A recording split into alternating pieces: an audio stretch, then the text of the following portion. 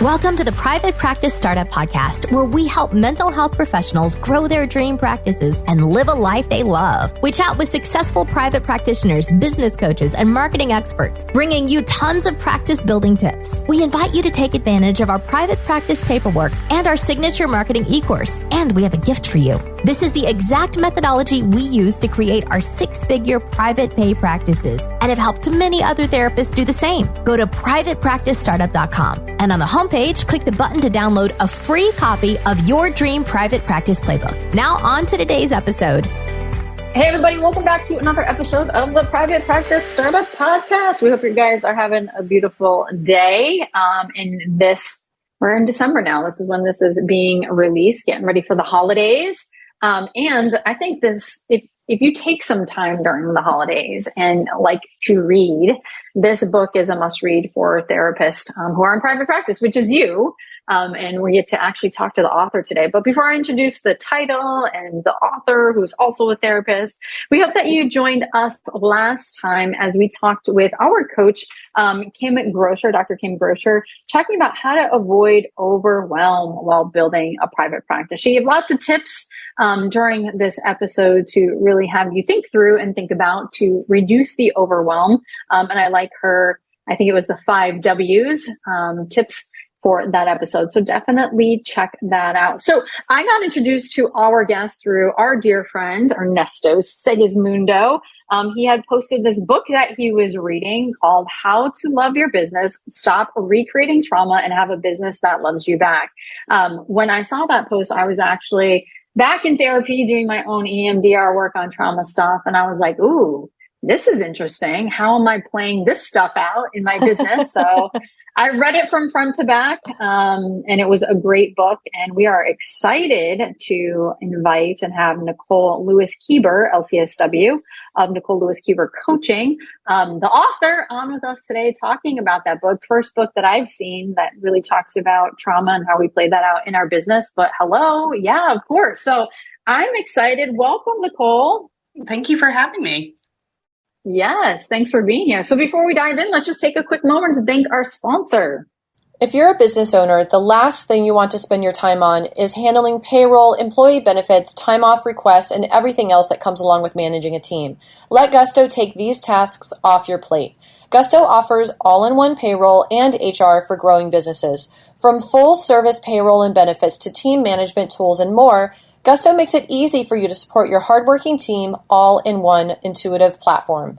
Gusto is loved by both businesses and employees. For businesses, having everything in one place is a game changer. With Gusto, most customers are able to run payroll in 10 minutes or less. And Gusto helps with the hard stuff too, like filing payroll taxes, compliance, new state tax registration, and more. Employees love that Gusto's interface is modern, fresh, and extremely intuitive and organized. Whether your team is in person, remote, or a combination, with Gusto, keeping your team on track is easy. Join the more than 200,000 new and growing businesses that are using Gusto to build a great workplace for their employees.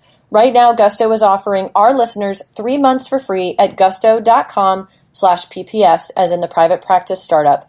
Get easy payroll, benefits, HR, and a happier team. Go to gusto.com/PPS today. Nicole, so we always like to ask, how did you become a therapist? And then more interestingly, how did you come to write this book? And we would love to know, third question, we would love to know your own experience that led you to writing this book.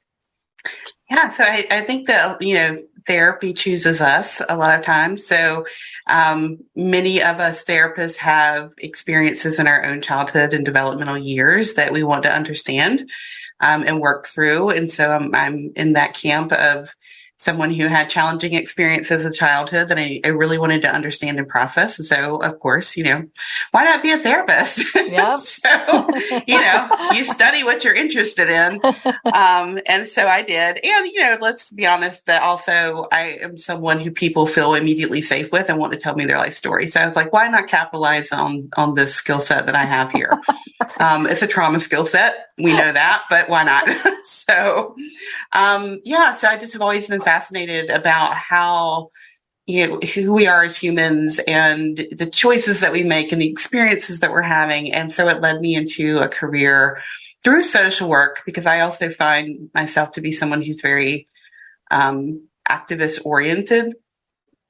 And so I, got my degree in social work and my clinical license with the intention of being a therapist, the whole time. That was my intention. But that's what led me into being a therapist. And as many therapists, I had many different roles over the 18 years that I was in active practice. Clinical supervisor, I did EAP work, I had private practice, substance abuse, you name it, I've done it. And as many people, after about 18 years into my own work as a therapist, I fell prey to that thing that we do as service-oriented people. I did not take care of myself, nor were we taught to take care of ourselves. It's part of the assumption as a therapist that you will put other people first. And I burnt out. And so I needed to find something else to do that would feel rewarding, but still hold my skill sets. And that's what led me to the world of coaching. And I'll take a pause if you have a question. No, we're just listening. Go ahead. Okay. Yeah, just enjoying hearing your story. Yeah. So I decided, okay, well, I still want to work with people. What does this look like? And I actually ended up working with a coach myself. And, if you're a therapist, you need to be in therapy. I agree with that and have been on that journey to help me figure out what to do, around leaving my profession for a while. And so after that, I ended up working with a coach and I really enjoyed it. It was a life coach and it opened my eyes to the possibility there, because I don't know about you, but as a therapist, I looked at coaching and I was kind of like, I don't know what that's about. I had a little bit of a bias against it, I think. Let me be honest, the coaching industry is a difficult industry. There's a lot a lot of harm happens in that industry. But there's also a lot of good that can happen as well. So, I decided that let me try out this coaching thing, and I got certified to be a money mindset coach, started working with small business owners and entrepreneurs, and rapidly began to see that the mindset challenges that they were having were not mindset issues, that they were trauma responses. And that became the impetus for a lot of the work that I still do now, is the exploration of trauma's impact on entrepreneurship and small business ownership. And as you said earlier, people weren't really talking about that, because I started Googling it and going, okay, who's talking about this? What books can I read? Nothing. There was some conversations within the coaching industry, but the people who were having them I did not feel qualified to support people with that conversation. They actually had predatory behaviors around marketing trauma. So, I started looking at it, doing some research, having conversations, working with people, and rapidly began to see how trauma was impacting my own business, because I had not been a business owner. I put in air quotes. I had a small private practice, but I had not had, a business like I do now. And I talk about that story in the book where I recognize that, oh my gosh, I'm actually recreating trauma in my own business here. So we need to explore this more and figure out how we can fix this. So how did that show up? Like when you were finally able to see it, what did it look like?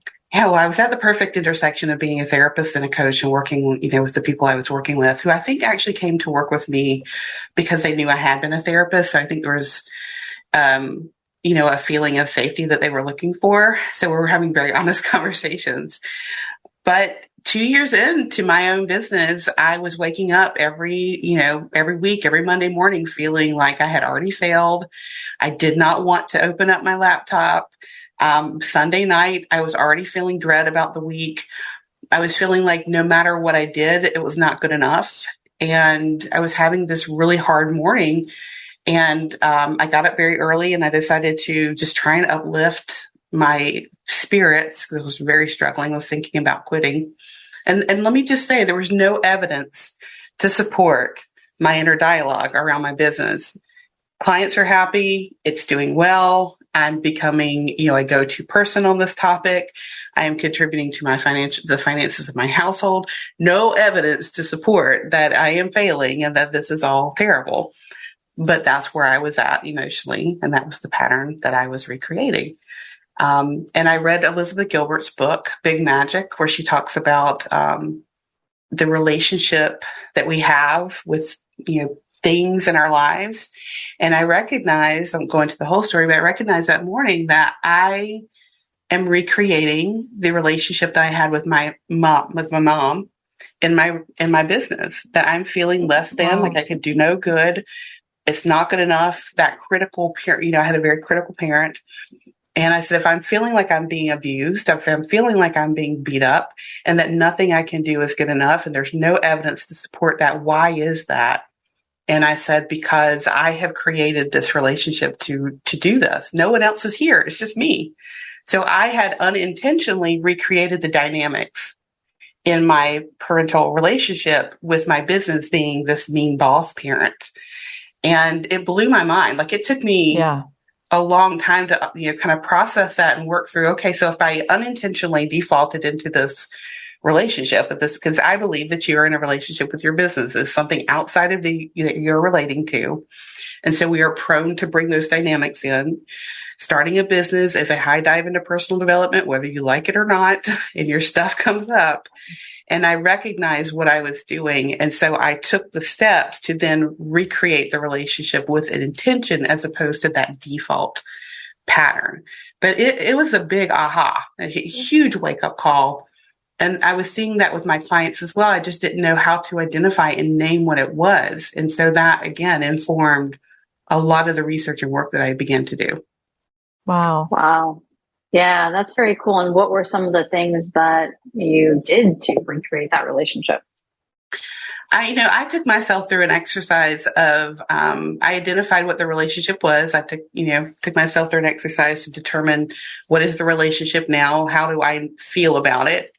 And then I took myself through an exercise to decide, how do I want to feel about my business? How do I want to be supported by it? If it was a human being or an entity or something outside of me, what would how would I want to relate to it? What is the support that I'm looking for? What is the reason I started this business to start with? Because I think a lot of times people will start a business or will become entrepreneurial because they are trying to rebel against, overcome, or fix some experience that they had in childhood where they felt unsafe, unseen. So there's a lot of entrepreneurs who their journey started somewhere around kindergarten, maybe, that they didn't even realize. So I set about creating the personality, the ways of being supported and how I wanted to feel about my relationship. I identified it as an entity outside of myself and created this personification, which was the Muppet of Christmas Present from the spirit of Christmas Present from the Muppets. And it was intentional because, he was bigger than life, founder of the feast, benevolent, jovial, which I tend to be very serious. I was like needing some counteractive energy here. But also what I loved about him is that he's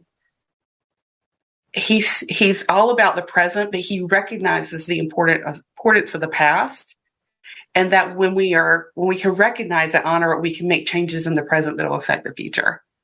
Right. So I created a intentional, supportive relationship with my business that would serve me, as opposed to me recreating a mean boss scenario that was being disempowering and, really honestly abusive. Mm-hmm.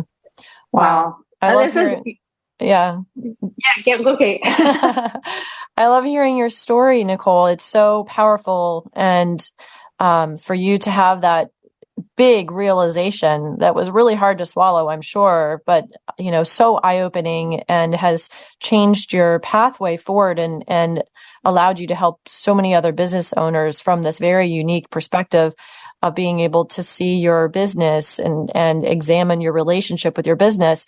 It is such an important and powerful tool to be able to take that step back and think about your business as an entity, as a being, because we are all in relationship with our business. And especially if you have a business that's not in alignment with your personality and your values, and it's not working at this phase of life, being able to take a step back and look at your relationship and what you want to see change is so powerful. So I'm just fascinated by everything that you're sharing here. Katie, what did you want to say? A few things, but let's take a quick moment for our sponsor before I get off track. Is managing your practice stressing you out? Try Therapy Notes. It makes notes, billing, scheduling, and telehealth a whole lot easier. Check it out, and you will quickly see why Therapy Notes is the highest rated EHR on Trustpilot.com, with over 1,500 verified customer reviews and an average customer rating of 4.9 and 5 stars. You'll notice the difference from the first day you sign up for a free trial. They offer live phone support 7 days a week, so when you have questions, you can quickly reach out to someone who can help, and you're never wasting your time looking for answers. If you're coming from another EHR, they make the transition really easy. Therapy Notes will import your client's demographic data free of charge during your trial, so you can get going right away.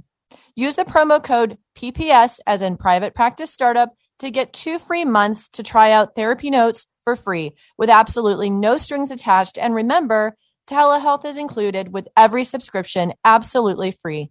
Make 2022 the best year yet with Therapy Notes. Let's face it, whenever the federal government institutes new policies, it can be very confusing and overwhelming. As a therapist in private practice, you need to assure your paperwork is up to par with the legal and ethical requirements. In January 2022, the government released a new regulation for medical professionals, including therapists, called the No Surprises Act.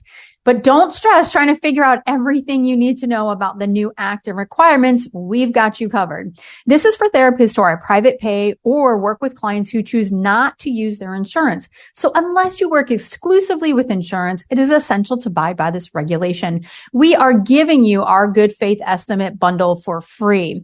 It includes attorney-approved customizable templates, a required website statement, a script with a video that goes step by step on how to discuss this with your clients. And don't forget to check out the podcast with our healthcare law attorney answering all your questions about the Good Faith Estimate and No Surprises Act. Download your free Good Faith Estimate bundle, a total value of $249, but you get it for free by visiting our website, privatepracticestartup.com. Look under the resources tabs and there you'll see it there. Go to privatepracticestartup.com under the resources tab.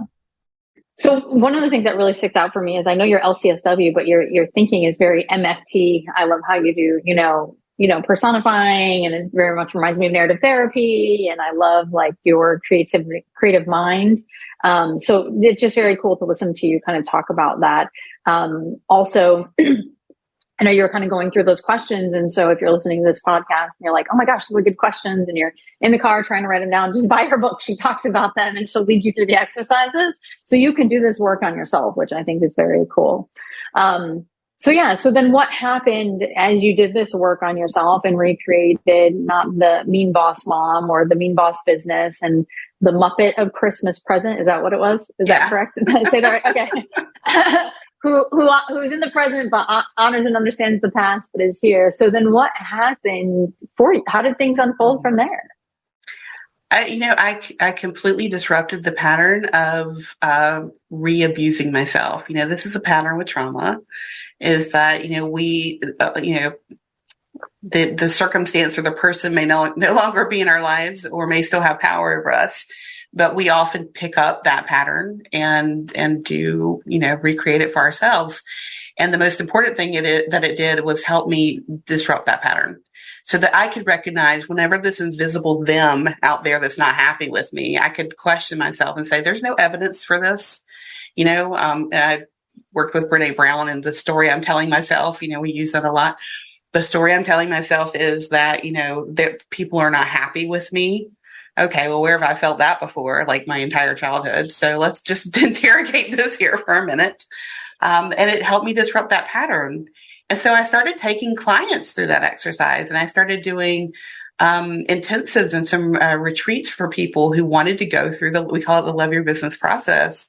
And it was fascinating for me to see what people came up with, like who was their business. Sometimes it was a coach that was really demanding, or sometimes it was an absent parent, not even the parent that was there. Sometimes it was a best friend that they had in high school that was, really narcissistic. It was so interesting for them to see like what relationship they were recreating, and then to see what relationship they developed. People from, my business is a tree to my business is the spirit of my grandmother who was always in my corner, just the way that they would embrace this ability to nurture themselves with their business.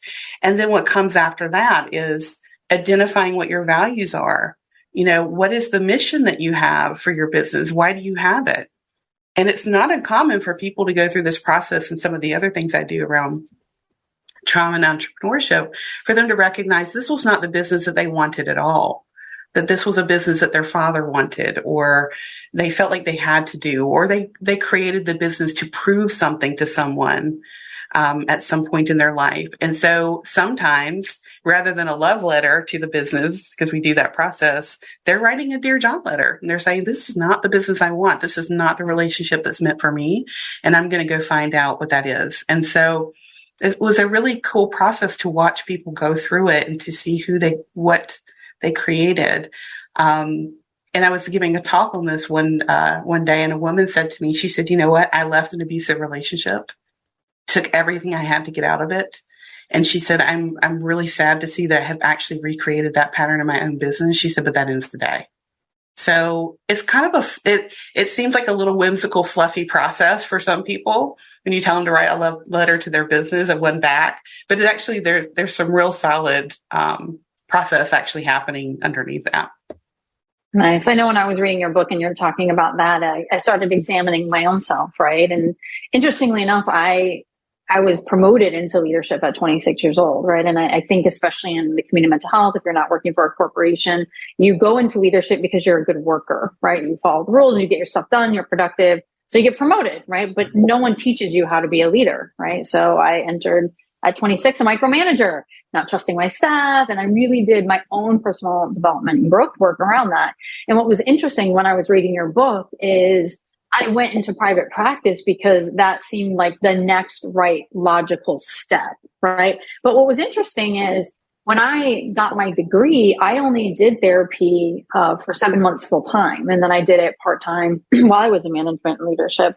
And it was interesting for me to examine that because although I loved my work with couples, it's taken me a long time to realize that I'm most best served, that I'm most inspired in the leadership roles and serving one to many. But interestingly enough, I was just having this conversation with someone this week, and I was saying like, still some kind of trauma around that, right? It's like, but I don't value the leader as so much, even though I know I'm an amazing leader, because it's like, well, I'm not being the direct frontline worker who's bringing it, making the business happen, meaning like bringing in the money, right? So it's kind of like, but that's not true, right? And so it just had this like realization, and it's like, okay, then the other businesses that I've gotten and where I'm now, did I do that as the next right step, or am I, moving towards what I really want? So it was very interesting to look at that because after community mental health, like, where do you go? Private practice, I guess. So very interesting. So your book definitely impacted me, and I really enjoyed reading it and doing the exercises too. I'm glad to hear that. Yeah. So what else should we know about your book and the process that you would want to share with us? Yeah, so that we also talk about, I don't think we go into this too much in the book because I wrote another ebook called The Three Whys, where we talk about what is your deeper why to have started your business, or your deeper why to become a therapist, whatever that may be. And I think it's important for people to recognize like your deeper shadow why, I think is why a lot of people will not get the benefit of the relief that they're looking for with their business. For instance, I have clients who, they started their business because they wanted to always be the one in control, right? They had some wounding around feeling some autonomy. And feeling in control will be that I can, prove to my parent that, I'm smart and that I'm capable and that, I've got me. And so they don't have to worry about me. And when they can kind of pull back, okay, so when you ask people, why did you start your business, go into private practice? They'll tell you, I wanted financial freedom. I wanted, to be my own boss. They'll give you all these answers. And when I keep asking them, okay, so how do you want to feel about that? Or what relief are you looking for there? If you're wanting to feel like you're in control, have financial freedom and time over your calendar, yet you are packing your calendar, you have no time, no freedom, you're not getting the relief that you wanted, the real, relief that you say that you want. So why are you doing this? And a lot of the time the answer is, because I want to prove something, right? I want to feel powerful. I want to never feel that way again. I never want to feel vulnerable again. I don't trust other people and I can't depend on them or delegate to them. So I never want to feel that way again. And so I'm going to always be in control. And so my deeper why is that I never want to feel that way, or I want to prove to someone that I'm smart. My deeper why in my business, growing up as we talk about little T and big T trauma and all that, that stuff. I grew up in a system that did not know how to teach me how to learn a difference. And so my deeper why with my own business was I wanted to prove to people that I'm smart, that I'm not dumb, that I'm not lazy, that I actually can learn. And if I don't give myself that in my own business to say, yeah, Nicole, you are smart and you wrote a book and you did these things. If I don't actually embody that and say, yeah, my business actually is an avenue for me to get this need met for myself, what am I going to do? I'm going to stay on the hamster wheel and I'm going to keep moving that goalpost and I'm not going to get the relief. And I'm going to stay in that pattern of, that self-abusive pattern. So I know what my deeper why is. And I know what it looks like when I get it in my business. And I know what it looks like when I feel like I have accomplished this thing, and I give it to myself readily. But again, it's this deeper, really, what is the deeper need here around this choice that you're making? I think is important for people to look at. Mm-hmm. So you said the book is called The Three Whys. Mm-hmm. Yeah. And is it like three different why question, or just kind of going like 3 layers deep into the why? Yeah, I kind of look at it as many people will say that they felt like some divine need to do something, this is their purpose in life. So we talk about what your divine why is, your deeper why, which is what I just talked about, and also your daily why. For example, I wanted to, work with people in a different way, and I had this deeper why, wanting to prove myself of being smart. What did I do though? I created a business and got kind of rolled up in the daily activities of that business. So we talk about how your daily why takes over and you actually don't get what it was that you were looking for with these other two, because that's how we have been, socialized and conditioned to see our worth is through productivity and, and so, yeah. So it kind of talks about the 3 different ones. Hey, you're speaking my language. I'm like, now I got to go back to the book. I have more work to do. This podcast is amazing. I find rarely that I'm just so captivated on everything our guest is saying and just wanting to soak it all in. And I know that's how I've been during this podcast episode. Kate, what about you?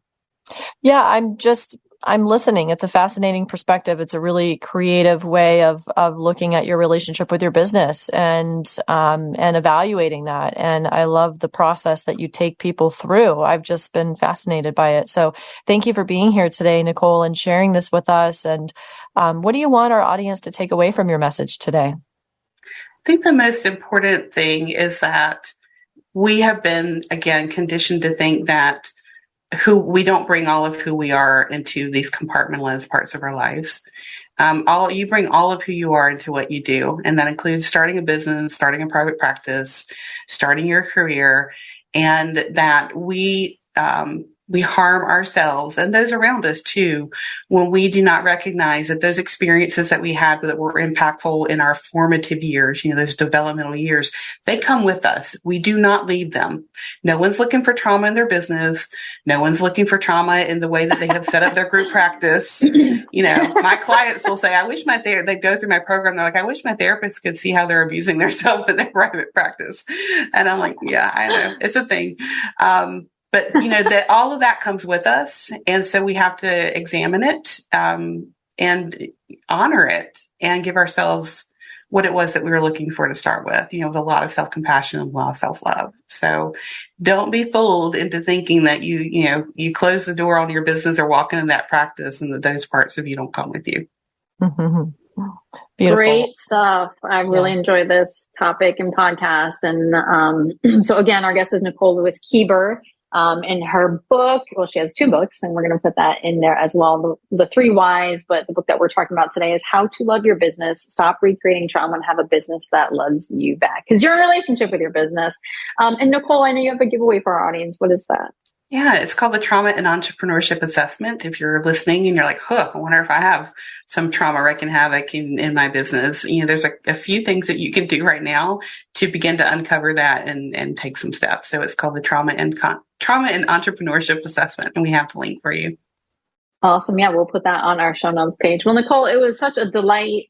What a great podcast. I'm glad we finally got to make it work. I know our scheduling conflicts had us pushing it off, but we finally did it. So thank you so much for being here. We appreciate it. Thank you. Yeah, Startup Nation, we hope you enjoyed this episode. And if you did, share it with your friends and fellow colleagues. We'd love to be able to reach as many therapists we can and support them, support you all in really having a practice that you love and living a life that you love as well. So we also encourage you to subscribe, rate, and review our show. You can find the link to do so on our show notes. And if there's a topic that we haven't done in our 309 episodes at this point, definitely let us know. We love to be able to curate the content to specifically meet your needs. So in the meantime, stay inspired. We'll see you next time. Thanks for joining us on The Private Practice Startup. Visit theprivatepracticestartup.com for awesome resources, free trainings, attorney-approved private practice paperwork, and so much more.